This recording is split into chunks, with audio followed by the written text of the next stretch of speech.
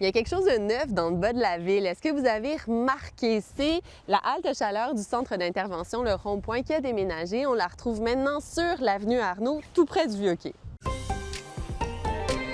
Ce nouvel emplacement remplace celui qui était situé à côté du Rond-Point, dans le quartier Marie-Immaculée. La décision s'explique par une volonté de rapprocher les personnes en situation d'itinérance des services, comme ceux de l'hôpital ou du CLSC.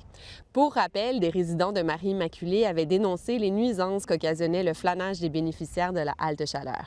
Ils demandaient qu'un nouvel endroit plus éloigné des résidences et des écoles soit trouvé. La halte chaleur va ouvrir ses portes à compter de la semaine prochaine.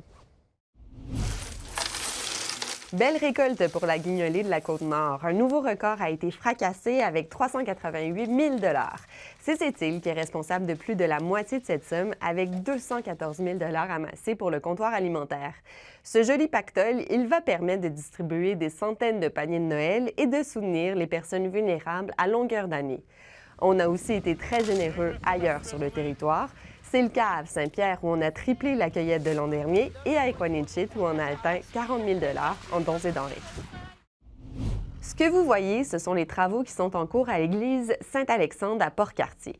L'église, qui date des années 60, appartenait à la ville et n'avait pas de vocation religieuse depuis 2006. Au printemps prochain, l'immeuble patrimonial va abriter le Centre d'action bénévole de Port-Cartier.